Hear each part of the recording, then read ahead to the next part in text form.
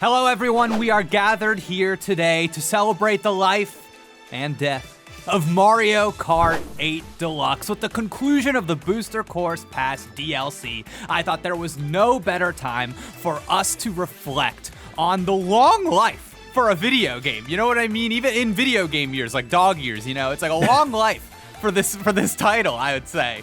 So yeah, the Booster Course Pass is finally finished, and I think the question I want to start out with now is that this is like our modern, our HD, our handheld console, Mario Kart 8 Deluxe. It's got all of this content from the DLC. Tris, is this the best Mario Kart game now?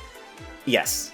It is. With all of the content, the amount of things to do in this game, the amount of courses. I mean, when you consider even before the original Mario Kart 8, Mario Kart traditionally had 32 courses. You really can't beat that. You just can't.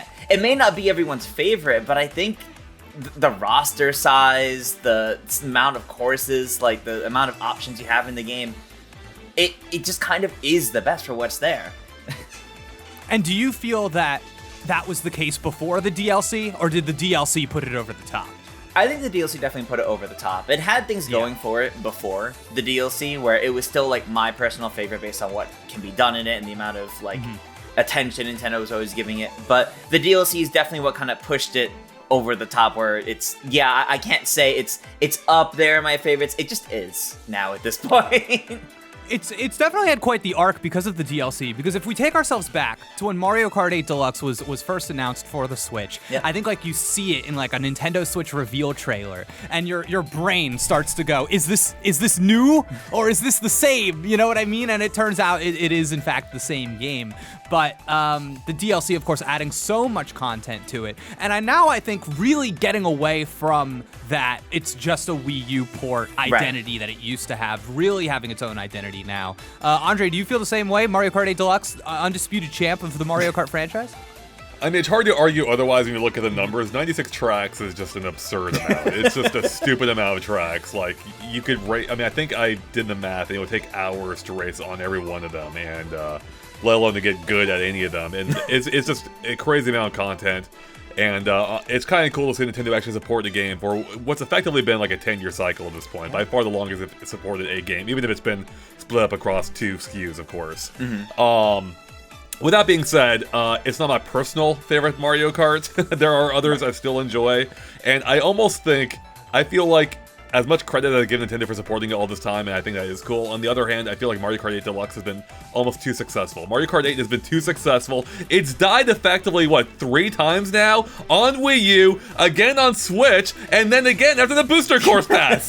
So how many times do we have to deal with this game? Now, I say that in jest. It obviously is a great game. I still have fun with it. But it's to the point where I've played so much of this game, literally thousands of hours at this point. I need something new. And you can add 1,000 more tracks. That's not going to change my opinion. I need something that feels different, some new items in the mix, some new gameplay mechanics in play, and in order for me to fully move on from this game. But yes, objectively, great game, but I also am ready for what's next. Right. That's fair. It's such a hard thing for me when I come down on it, because it's like, I think with video games, especially these long-running franchises, I think of Pokemon a lot, this like, the idea that old will become new again. Once you get enough distance from it, you start to become wistful for this game. And I'm so curious if like the next Mario Kart 8 comes, or next Mario Kart 8, oh my god. Mario Kart 8 Deluxe ruined us! Nintendo's broken us! the next Mario Kart game comes out, do we end up looking back at this one and being like, oh man, I just miss how many tracks that we had here, and how much of our opinion of Mario Kart 8 Deluxe now is hurt by the fact that we have effectively been playing this game for a decade and a half. I don't know, when did it come out on Wii U, Yeah. And almost 10 years ago, yeah. Right, yeah, and it's like, does that hurt us? Does that hurt us, the fact that is all we've had our hands on? Will this game age gracefully? Is it a milk game or a wine game, I think the best way to be able to tell is, I don't know, another 10 years down the line, or whenever Nintendo decides, hey, we're shutting down the online for the Switch because we're like 2 consoles removed from it at this point. And that's when everyone goes, 96 tracks are about to be lost. Like, you're gonna be looking back at that and just how much content this game has, and anything they've released since at that point that compares content-wise, because it really is gonna be hard to top the amount of content in this, but I think it's not gonna be hard to top the game as a whole. Sure. But the amount of content is gonna be something that will always draw people back to this one. In that case, it kind of draws similar comparisons to Smash Brothers, and the everybody is here, and it's like they have to just go in a different direction. But I kind of want to rewind a little bit. I'm thinking about like the launch of Mario Kart 8 Deluxe and how it's one of these games that I think was like beloved on Wii U, but really found much more success on the Switch. And I think it's due more, it's not just the audience size. It's not just the amount of people that had a Switch versus the Wii U. And for me, Mario Kart 8 Deluxe, it was one of those first games that really, the game met the platform. I still think about, like, when the Nintendo Switch came out, I was traveling a lot more than I am now.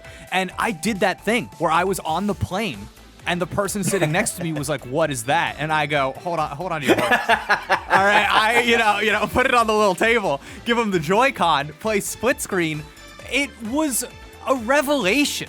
And I almost wonder if, we don't know what the next Nintendo platform holds, but if it doesn't have something like that, that is something we don't think about too much with these games, you know what I mean? Is like, will that quality to it be lost? But also the fact that it's an HD Mario Kart game that is also handheld.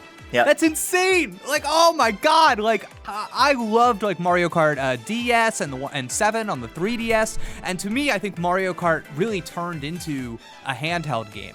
And that was something I think me and my brothers, we always loved, like, having your own screen, but still playing together. Like, that was something that was reserved for the handhelds for such a long time. Right. And to have, like, this full-fledged HD console Mario Kart experience on a handheld Switch, that's like a magical thing, and I don't want us to forget that. You know what I mean? Did anybody else have that? Or I feel like both of you maybe are TV only Switch people. Is that true? Definitely not TV only for me. Okay. Like, especially back when it came out, like when I was still in college, I was constantly bringing my Switch around, playing in different places with friends. So I definitely had that same kind of feeling of right when it came out, wow, I'm playing a console Mario Kart.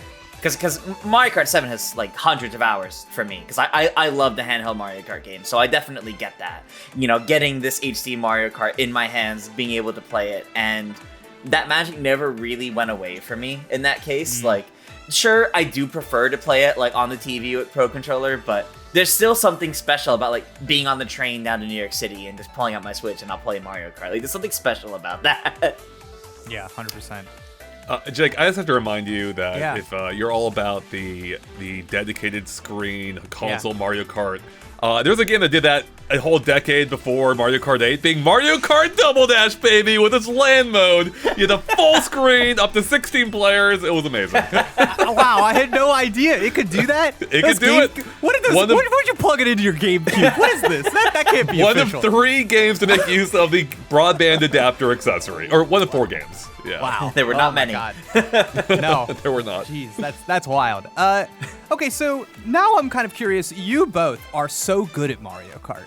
It freaks me out how good you are. In a competitive sense, was Mario Kart 8 Deluxe, did it deliver on that experience? Better, worse, the same than past Mario Kart games? Genuinely curious. I think absolutely better, because one thing that Mario Kart has kind of fallen into in the past, and you can really see this if you were to go online on the earlier games, is there's a meta. There's like a definitive the best thing to use. In Mario Kart Wii, it was Funky Kong. Shocker, everyone loved the funk. And then in Mario Kart 7, it was Metal Mario. And you saw a lot of that in the past before, where competitively, if you played online, if you played in tournaments, people would all be picking the same card, same character, and at that time, the same courses, because you could pick any course online, whatever you want. So there was a lot of repetition with that. Ever since Mario Kart 8, with the way they've handled it, it's been a little better on that front. But they've gotten better with each time. The step from 8 on the Wii U to 8 Deluxe, they changed the meta. And then the step from the Booster Course Pass adding characters, they also changed the meta. Now, majority of characters can actually be viable competitively. And several card options. It is no longer just populated by Waluigi on the Wild Wiggler anymore, which it was for over 5 years. And that's a big deal. The fact that they made the effort to go in and see, hey, this is like the only thing you see online. So we're going to Yeah. actually change that and address that and make competitive Mario Kart a much more, like the floor to enter it is much easier for a lot of players now because so much more is viable now. Andre, as a game, is it? Do you feel that it has the competitive like legs and edge that some of like the other Mario Kart games had? I know you did like Double Dash tournaments back in the day. And it reminds me so much of Smash because people, I think, have opinions about, like, this game's more competitively suited than that one. So is there something similar going on here? I think there is. I don't know if it's necessarily innate to anything about the gameplay itself. I think it's more a function of it being on a massively successful platform and being the most successful Mario Kart of all time. And, of course, just the breadth of content available. But, you know, to its credit, I did play in Double Dash tournaments. I also played the Mario Kart 8 tournaments on the... I forget it was on the Wii U or early days of the Switch. I can't remember. And it's the first time I've won a Mario Kart tournament. So, you know what? I will give it points for that. So Okay. Nice. Best competitive game, yeah. I will say, though, I wish Nintendo had leaned that even more into that themselves. Like, they have a tournament mode, which on paper is awesome. Unfortunately, the way it functions isn't great in the game. And I would love if they actually made that more of a...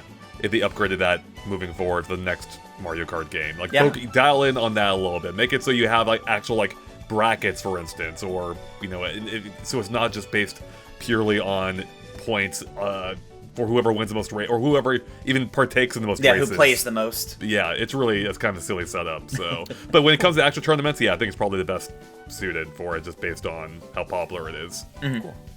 Now, when the Booster Course Pass was first announced, and when we get that first wave of DLC, I think, like, DLC for a Mario Kart game, this is the first time, right?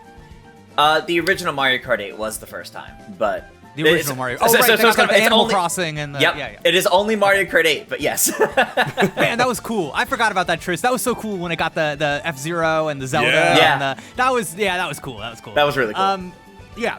So, but I think with a Deluxe, when it gets that first wave of DLC, it is the first time that we get courses from Tour. Yep.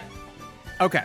And the introduction of tour courses, I feel like from the beginning of the Booster Course Pass to the end, was a little more controversial than I would have thought. And you always had people saying these courses are not as good as the 8 Deluxe courses. Is this something that now that we have probably like a dozen of these tour courses in the game now that the Booster Course Pass is done, do you see them as like a legitimate quantity of like Mario Kart, like it is a genuine article, or do they still stand out? Do you still know when you're playing a tour course and you feel a little funny? Well, something I noticed with this debate, which is kind of funny, is people when they complain about tour courses, they're specifically complaining about the cities. Because but then like Merry Mountain, Ninja Hideaway, which are also tour courses that were in that game first, they don't have like the prefix in front of it, so people don't think of it as that.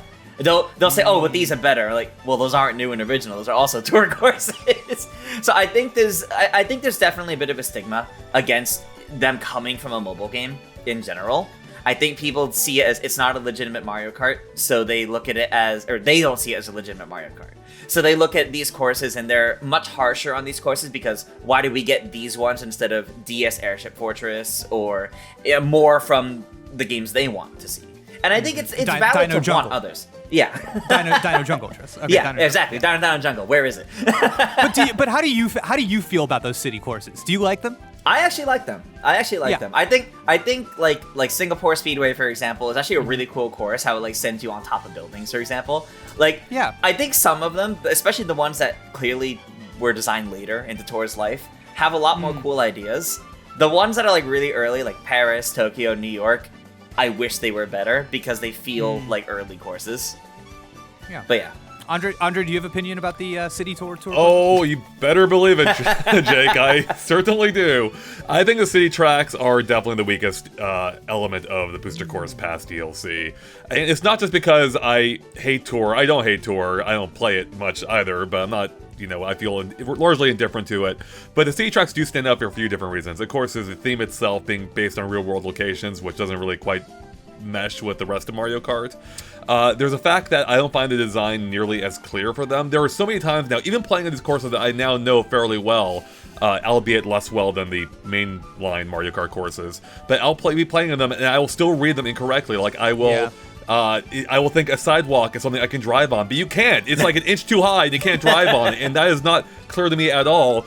There's also times where, you know, with the routes changing, a feature I do like, by the way, but it makes it so the course design itself isn't always clear, and I'll veer the wrong direction, not realizing it, and I'll be stopped by an invisible wall, which doesn't feel great either.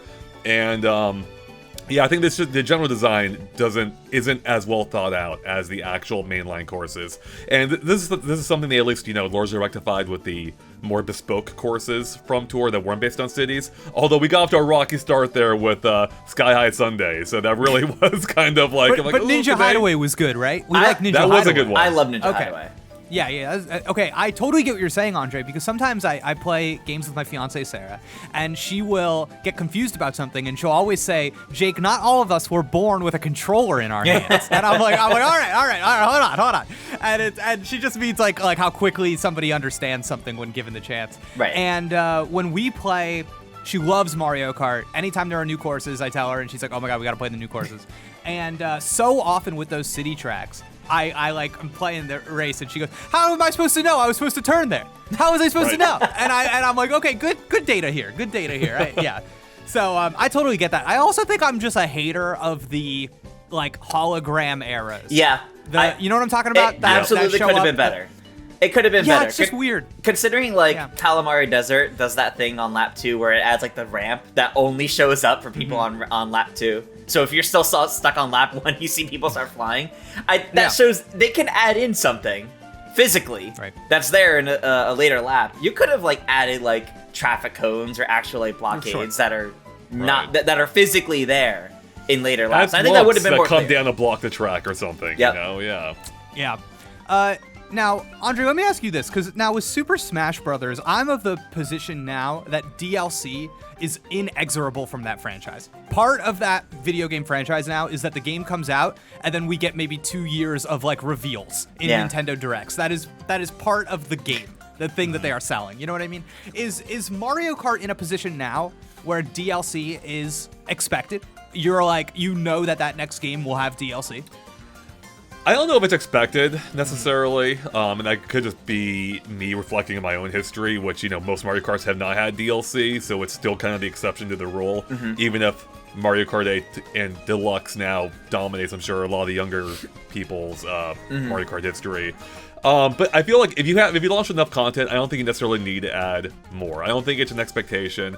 It would probably be nice, and I'm sure people would enjoy it, but I think especially if we look at how Mario Kart or how Nintendo's treated Mario Kart DLC, where it felt like, especially in Deluxe's case, it was less of a means of... It actually felt to me more like a way of just either adding value to the booster or to the Nintendo Switch Online service, or just kind of giving us content when there may have been lulls otherwise, but Mario Kart kind of helped fill those gaps. And I think...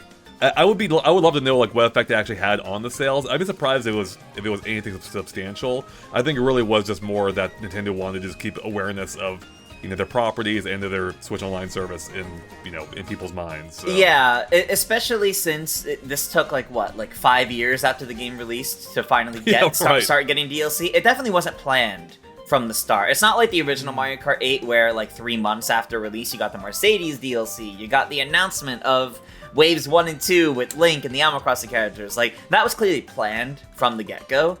Whereas, I mean, we had like little updates to 8 Deluxe over the years. They added the Breath of the Wild Link and like a kart set for him. They added like a bunch of the Nintendo Labo compatibility.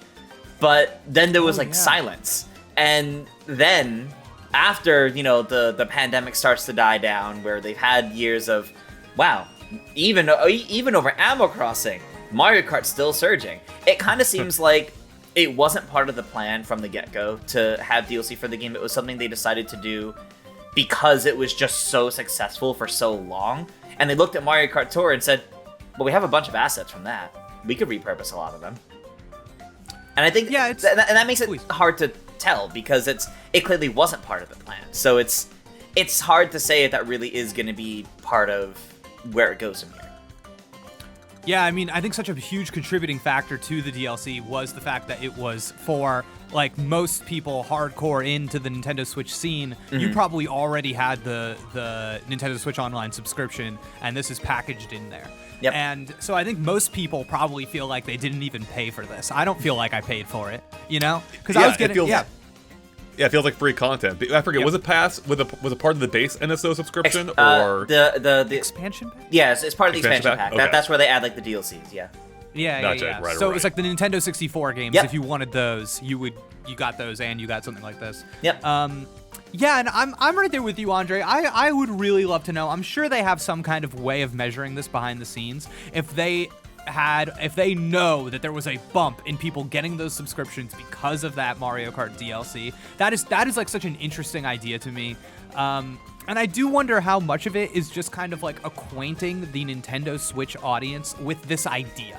With the idea of like DLC and subscriptions and like getting everybody kind of comfortable in that Nintendo Switch Online ecosystem. And I do think it was probably the smartest thing or the best thing that anybody could attach to the Nintendo Switch Online subscription, because you have to assume that everybody has that game. Yeah. And there's really not a lot of like, I can't think of on other platforms, on like PlayStation or on Xbox, what would be the thing. Well, let's just give everybody the DLC to this, because there is no title that everybody, you know what I mean? Yeah. And so it's kind of like a unique thing there in that way. But now, looking towards the future for Mario Kart, thinking about this, so not entirely sold on the idea that there does need to be DLC. Mm-hmm. Does the next Mario Kart game, because of the content in this one, does the next Mario Kart game have to feature entirely new tracks? Is that the way forward for the franchise?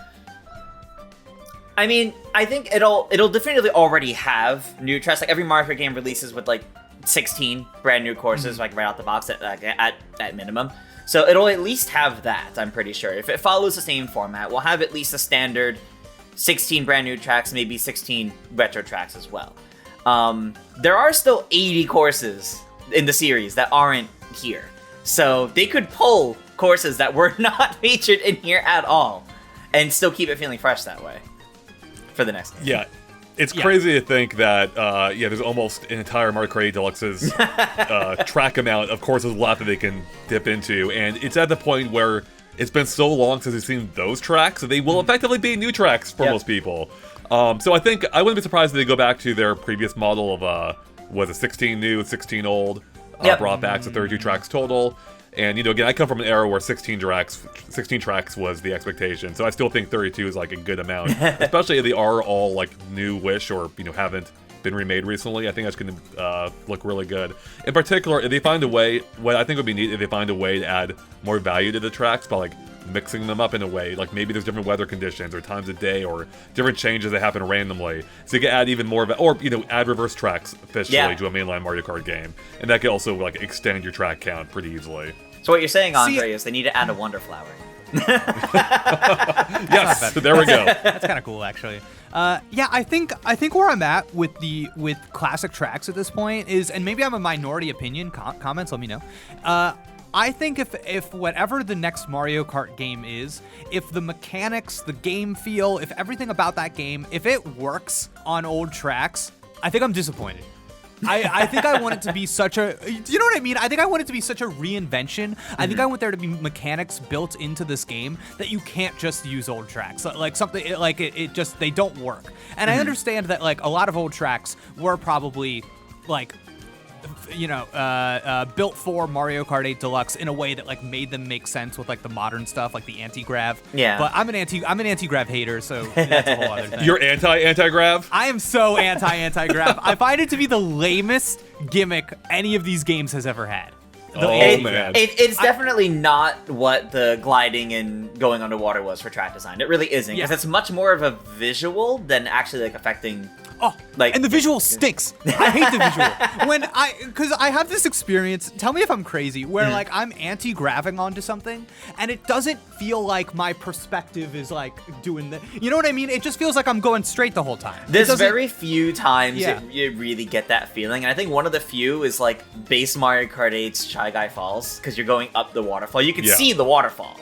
That's really like that's like one of the only ones where I genuinely do feel that way. There's a lot of times it's played too safe, and you kind of really have to like really look around you to see, it is anti-grav. It's not just the wheels going up. So yeah, that's actually a really good example because obviously you know how a waterfall works, so you know you're racing up it. Right. But yeah, I agree with you, Jake. Like oftentimes, like you don't even realize that you're driving upside down or on a wall 90 degrees. Like I think part of it is that maybe perhaps due to the competitive nature of the game, the camera is like locked onto your cart, so it doesn't give them an opportunity to do like anything cool. Like if the camera lagged behind as you like took a turn, that could be really neat. But I can also see that being a problem, you know, competitively.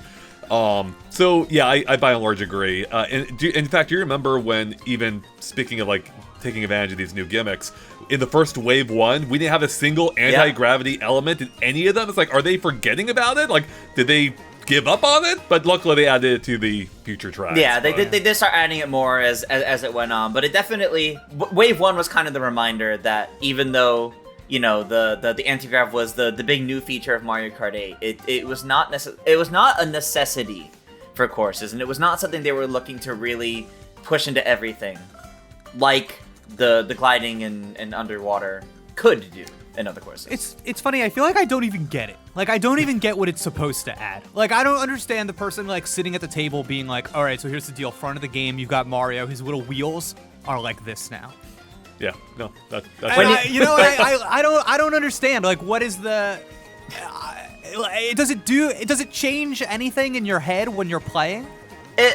Tiny bit, mostly because like now when you bump into other characters, instead of just bumping into them, you get like a boost off of them. Yeah. Which I think is a neat idea, but it's a little too subtle in many of its instances. So when you bump into somebody else on anti-grav, that's good for both of you, right? Yes. And that's why it's stupid. That's why, and that is so ridiculous. It's like, yeah. You know what? I feel like it almost should be more like an air hockey table. Like you bump into someone, they go flying off, right? Yeah, like exactly. That'd be hilarious. All of a sudden, like, don't touch me! Don't touch me! Don't touch me! You know? That actually would be fun. I was thinking back just real quick since I brought it up with Wave 1, like how far we did come since that initial wave, where I think there may have been some early concerns of like, hey, is this DLC actually going to be worth it? Is it going to be good? Because not only do we have the lack of anti-gravity, we also had, you know, some rough visuals, particularly in Toad Circuit, which was the most boring Mario Kart tracks ever envisioned. And that was literally the first track of the DLC. Right. It looked ugly. I forget they went back. I think they may have updated. They did go back and update some of the Wave 1 visuals, when Wave 2 released. Which also makes me think like this was partly. Like, this was kind of like a rushed decision, I feel like. Probably something born out of the, post-pandemic era. And luckily, I'm glad that they refined their work over time. And also, like, even Coconut Mall launching without the properly driving cars. Why? Why was that so hard to get in there at launch? I mean, they fixed that too, thankfully, but come on. Yeah, it's funny. There's almost a part of me that, like, thinking about the way that when this came out and why and stuff, you gotta wonder if there's, like, if there's a whole team working on the next Mario Kart, and they're like, it's just not let's just do something for now, you know, and that's what they ended up doing, like a small group of people. So, yeah, I mean, and which is cool because it kind of plants the idea in my head that, like, the next Mario Kart's had, like, a long time to cook, which is exciting. But I think what I'm like envisioning for the future and like saying that like I don't want these retro courses to work is that I just like want there to be stuff in the new Mario Kart game that makes you like drastically rethink the way you play or what you expect during a course. Earlier this year I played like Disney Speedstorm, which has like a lot of problems, but some of the mechanics in the game are actually like really neat, and I like how it has a dedicated jump button that is like serious. It's like you jump. It's not like a little hop. It's like, oh, okay, there are shortcuts you can take where like you clear a wall or you jump over, and it really adds something to that game. And then there's also the ability to kind of like tackle enemy cars, like a very aggressive, kind of like Mario movie in that scene where they're doing the Mario Kart stuff, like super reminiscent of that. And I've just been thinking of like other kart racers, and even like I remember when they first revealed the kind of like sea and air aspect of Mario Kart, and it made me go, oh my god, they're doing Diddy Kong Racing. Only to, you know, and then only to kind of be disappointed at the actual implementation of it.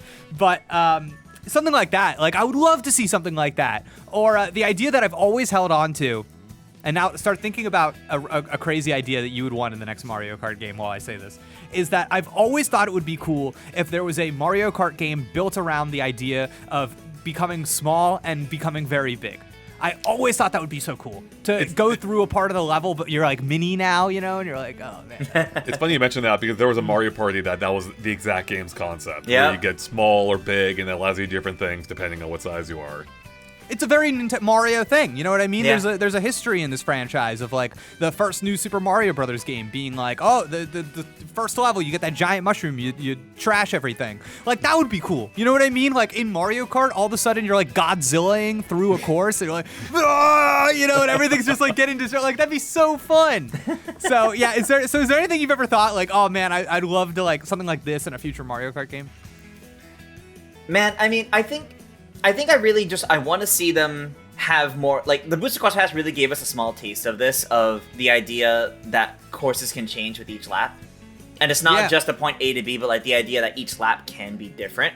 I want to see that really push in the track design. Like I joked about adding a Wonder Flower earlier, but I think it would be so cool if like there's one way a track can play out. But, and think of it like the Yoshi's Island course where like if you hit the flying cloud, it makes a new shortcut appear. But if you get the Wonder Flower on the course, it completely makes like whole new paths appear, the old paths go away, maybe the weather changes, it changes the terrain, like completely changing up how the course plays out if that's hit. Whether it's just for one lap or for the rest of the race, I think could be really, really interesting because it really adds to strategy then, and maybe you want to sabotage the players in first because, oh, well, they're much further up ahead, but now they're stuck on that path while everyone takes the faster one, kind of thing. Like I think that there's different ways you can do it that work with what Mario Kart already is that can really push the track designs further. Yeah, no, I think you nailed it there. I want like more interactive track elements. I think kind of like a good example of like a shortcut that uses this mechanic is the Hyrule one, where you have to activate like 3 or 4 switches, I think, which then opens a quick shortcut, and that's a really cool idea, especially because it usually lends an advantage to people farther behind because it's more likely to be triggered farther back than for the person in front. Though the person in front wants to get it, they have to go kind of almost out of their way to activate it. Right. So I think that's really cool, and more elements along those lines could not only make it more balanced for everyone racing, but just more fun too, more interesting, you know? I do like the fact, as Tris mentioned, that the laps do change in some of the booster course tracks, and I think they could really expand on both of the elements to make the tracks feel just more interesting, like more interactive, more dynamic, more strategic. Yeah, exactly. Yeah. Something I like about that too is that I can kind of get the whiff of like a next gen feature in there where there's just like more unique stuff and independent stuff happening for each racer on a track, and I can see how that can kind of be sold as a now with the power of the Nintendo Switch 2, we're able to do this kind of stuff. And it reminds me a lot actually of I've wanted this in a Mario Kart game for a long time. In Smash Brothers, there's like stage morph. I was just thinking this. Yeah. At some point, it turns into another level. You know what I mean? You're fighting on this stage now. It switches. You're fighting on another stage, and it would be so cool if, like, in the middle of a Mario Kart race, you could go like full like Marvel multiverse, Doctor Strange. There's like a pipe, and it's like, all right, I'm going in the pipe. Yep. I'm going in the pipe, and then like some people are still racing on that first track, but now you're on a completely different track, and now it's like, oh, you could have made that choice right there, and then you can, you meet back up, like, oh man, like I think that would really add like a level of just like excitement and intrigue to any race. It'd be so cool. Just add war pipes. Why have war pipes not been a part of Mario Kart since Double Dash? I don't get it. Yeah. Another thing I think would be really cool to see, again, like really heavily mixing up mechanics, is I've always thought it would be fun if Mario Kart had pit stops. And it was like built into this idea about like your car has like a damage meter like that can be built up, and like, oh, you can take like so much damage on your car and then it'll like blow up and really set you back or something, and like make it like super violent, you know what I mean? And you have that scene in the Mario movie where he's like jumping between the different cars, you know what I mean? And I'm like, oh my god, I really want this actually. It's like they all have like these mounted weapons and stuff. Like, oh man, I think that would be really cool, and it reminds me a lot of if they could do something like this, it'd be so sick. There was a Crash racing game that was like tag team racing, maybe. It was like GameCube PS2 era. And the main mechanic in that one was that you could like hold down this button and it was like the fusion button. Do either of you remember this game? I do not. I never played it. Oh my god, it was the coolest thing ever. And you bump into another racer, and in the middle, you all of a sudden it turns into Double Dash. So now you have formed one supercar, and one person is on weapons in the back, and the other person is driving, and you could split off whenever you want. And it was like this uneasy alliance that you made in the middle of the race. It was like, all right, we're gonna help each other for now. And then, you start to get close to the finish line. You're like, oh no, I'm splitting. And it was, oh my god, it was so much fun. I feel like nobody talks about that game, but it's like a core memory for me. Yeah. That's actually a really cool idea, and I'm gonna blow your mind, Jake. Mario Kart already did something like this, not even counting Double Dash, because in one of the Bandai Namco arcade games, there is a mechanic where I think you already have to be on a team, so it's 2 versus 2 or whatever it is, but you can merge with your teammate at set points, and one of you is a gunner, one of you is the driver, and you have like a limited window which you can work together, which is really cool. So it could happen, is what you're saying. It could happen. Yeah, there's a path to making this happen, yes. That's awesome, because I feel like it really is this thing, I kind of see the systems working together, where it's like, okay, Double Dash is back, kind of. It's like, yeah, you don't start with 2 racers, but during the race, you could get back to that. You know what I mean? And and I think that would work really well with like a damage system on the cars. Yeah, something I think I've like been missing in Mario Kart for a little bit is a little bit more personality tied to the individual characters. And there's a degree to which I think your like kart options and customizing your cars has like taken away from this a little bit. And maybe I'm the only one that feels this way, but like watching Andre did a Double Dash stream the other day, and seeing like the different cars there, I was like, oh man, I feel like these have a lot of juice actually. I actually think that these are like goofy and what I want from a Mario Kart game. And I don't know if I necessarily need to like pick the wheels. Like I don't know if I need that. It kind of dilutes the personality a little bit. And like I love the roster in Mario Kart 8 Deluxe, but the fact that it doesn't, as kind of like a more casual player, it doesn't really feel like there are meaningful, unique traits between the racers. In the way that, like, again, in Double Dash, everybody had that character-specific item. Yeah. It's such a cool idea. So anything they could do in a future game to make the characters feel more like you're making a choice and not selecting a skin, that would go a long way for me. And it's the same kind of thing in Disney Speedstorm. For some reason, they made the choice that every car is just a generic race car. Dum-dums over there. So I don't know. There's something that's always gonna hit for me when I see like the Donkey Kong train. The barrel train. The barrel train. Or like the baby carriage. Remember the baby carriage? Like, oh my god, dude, those are so good. Like I just want that stuff back. You know what's so funny though, Jake? Mario Kart Tour does the things you mentioned. Mario Kart Tour gives every character a unique item, and you don't pick the wheels. It's just the carts and the gliders. And it does feel better in that case because you're seeing the carts as they're like intended to be, basically. Like they're built a certain way. They keep their charm. You know, the Yoshi kart and Double Dash, they've got one. They got one of those for every Yoshi color now too. So like it's really cool that they do things like that. And the fact that they were willing to do that kind of stuff in Tour makes me hope they go back to that in the future. I also don't really care much of picking the tires. I want more interesting, unique carts, but also I need more gliders. Like in general, I feel there's 10 to pick from. Yeah, Mario Kart Tour is 200.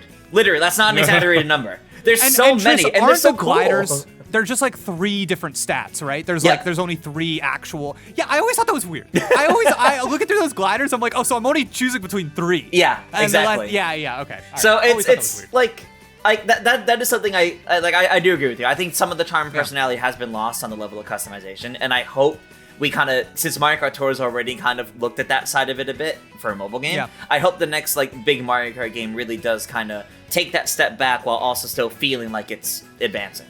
I think they really could. Also, to address the pit stop feature you mentioned earlier, my mind immediately went to Sonic Riders. Sonic Riders has that with like the air feature where I loved Sonic Riders. After taking too much damage or like using too much air, you have to run to the pit stop to like refuel to like kind of fix up your gear and then keep going. I love Sonic Riders. That game was awesome. That green bird character, I love that guy. Yes, Jet the Hawk. Jet the Hawk, dude. Yeah, oh my god. Andre, I feel like you had something. Oh, I don't know what it was. I think I've been thinking about the pit stop idea. Like I like the idea of it. I've been trying to think of how it would fit in, because I feel like the races are too short for it to really be an effective feature right now. So you'd have to like up the lap count or something, or make it a mode, or make it, I don't know, instead of like an actual stop, like it's a alternate path you can take, almost like the energy recharge areas of F-Zero, for instance. That might be the way to go about it, where you're not stopping, but it's taking you a little bit longer to do the thing you want to do. And I think that could add another risk versus reward mechanic. Like, do you want to go out on my way to do this thing, or do I want to stick to the main track to, potentially better my time? Yeah. So I'm all about those types of mechanics. So the more things they add to that nature, like make you think about what you're doing. But it's to the point where I can play. Not that I'm the best Mario Kart player these days, as has been proven every week in our tournaments now. But like, I can just turn my brain off when I play that game. Yeah. Like, I don't have to think about a darn thing, Like, it's such a brainless experience, which is one, I say that I like it. It's still fun, and that's most Mario Kart games. But I think they could add more to it, where I actually have to think about how I'm using my items, instead of just instinctively dragging whatever I have behind me as, an automatic defense. Like, make me think more about my actions, and to get me more involved in the race aspect. Imagine this, Nintendo. This one's for free. Depending on the character you choose. Let's say you're Mario, for instance. You go into your little pit stop. A bunch of toads run out. Your Bowser, it's like dry bones. You know what I mean? It's like all these. You have a whole crew. Like a team. Depending. Yeah, exactly. And kind of like a throwback to what I wanted from Mario Strikers. Okay. Right. And and it's all about forget about the damage on the car. It's all about gas. Okay. And you start to run out of gas over the course of the race, and the more you do mini turbos, the more gas you lose. So there's a risk reward over there where you're going really fast, but you're burning more gas, and you got to have your Toad run up. Go, okay, go. You know what I mean? I think that would really, that'd be cool. It'd be a nice little push and pull of the mechanics already in the game. But I almost wonder if you could marry that with how the coins currently work. Make it so like the coins are your gas, basically, or replace the coins with a gas type thing, whatever it is. So that way, like, if you're able to hit every coin, then you can maintain like your boosting pattern. Yeah. But that's gonna force you to go out of your way to get them. And if you're not grabbing them, then you have to stop at a pit stop to fill up again. I think there is an idea in there, Jake. I think they could figure something out there. Ooh, okay, so like it also makes the coins more meaningful, especially with how often you may get them in like first place, for example. I mean, it's now there's now even more meaning behind it then, because you're a little more reliant on them. You can you drive your car into the pit stop, and the toads, they put it up on this rig, and it like springs upward, and then there's a little block beneath it, and you see them jumping. They're like getting the coins into the car. The coins in. Like, ding, ding, ding, ding. You know what I mean? It's like, okay, go, it's full.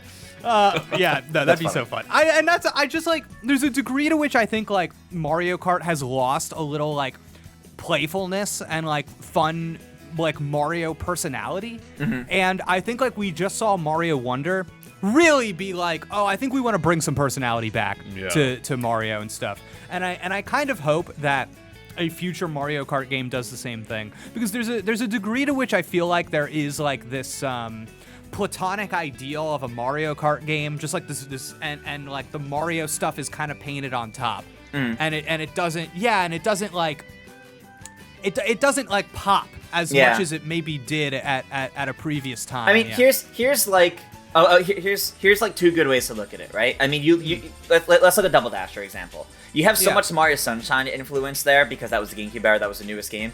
I can't name a single Odyssey influence in Mario Kart 8 now Deluxe, because it's outside of one of the Booster Course Cups being the Moon Cup. Like, you don't, and there isn't even any like 3D World levels either, or like the closest we really have to that is Piranha Plant Slide from the 3DS era, kind of pulling loosely from Super Mario 3D Land.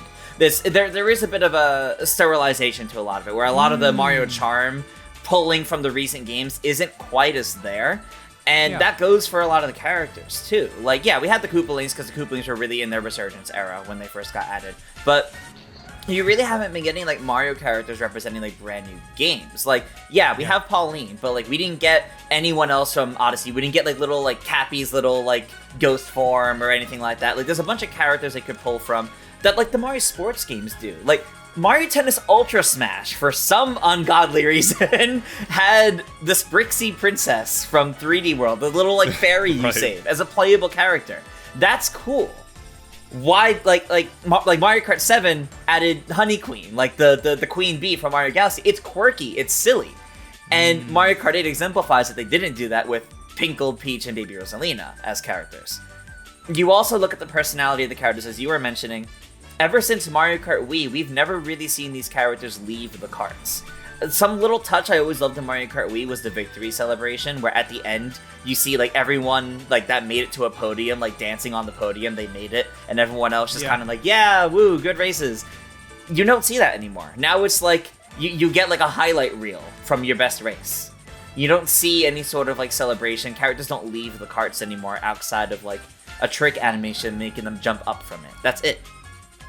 Yeah, I think that's a good point, Tris. You're right, because they're so married to their cars in a way that they're almost like not the characters anymore as much as they are Mario as seen in Mario Kart.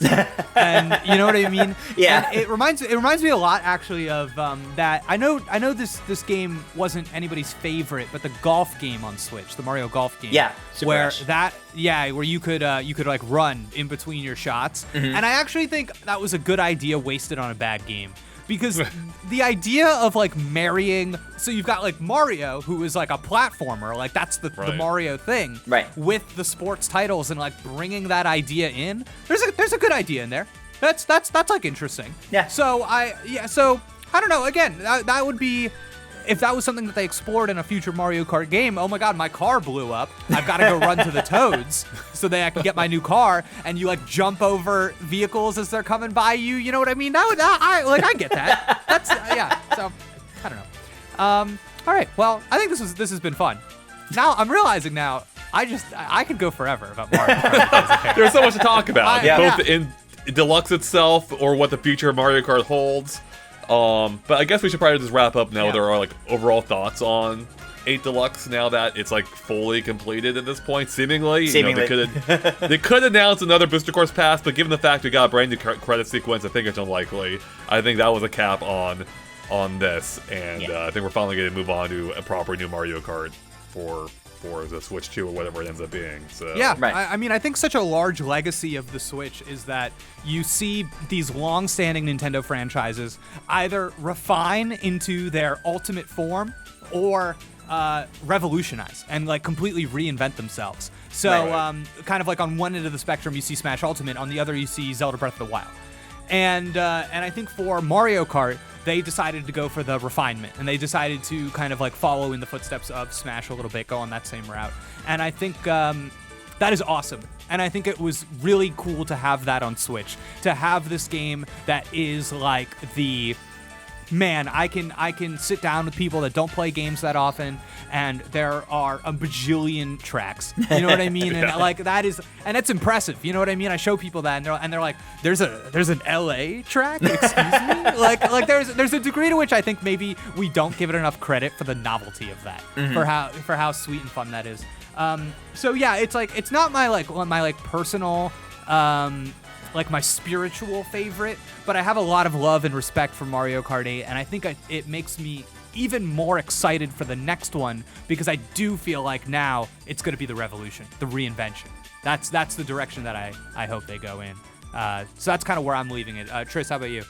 I'm really happy with where this game is at, honestly. Like when, even before the Booster Course Pass was announced, I was happy with the game. Sure, I wanted more, but it's far off, you know, oh yeah, that'll be nice.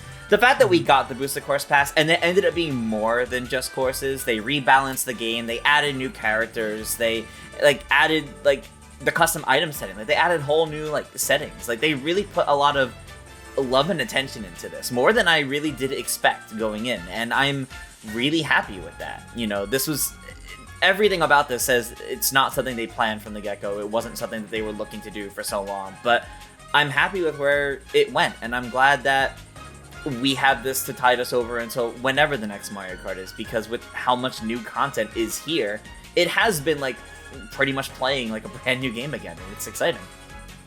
Cool. Andre, final thoughts on Mario Kart 8 Deluxe? Yeah, I mean, I think at the least it's, I think the game itself is really good, even if I've, grown a little tired of it over the years. It's a very good game. It's neat that they added content because it obviously didn't come at the expense of a subsequent Mario Kart. It's just more content that we have. That really is, it's effectively free for two reasons. If you already subscribe to the expansion pack, but also if you only play online, you can also race on the tracks. Yep. Because if anyone chooses that track, you're going to play on that track. So it's basically free if you have Switch Online, which is actually really cool. And they added a lot more DLC than I ever expected from Nintendo. They doubled the amount of tracks in the game, which is just crazy to me. Yeah. So that's super cool. And I do hope that they continue to, add more DLC down the line for not just Mario Kart, but other games as well. Like, why did Mario Party get passed over? But whatever.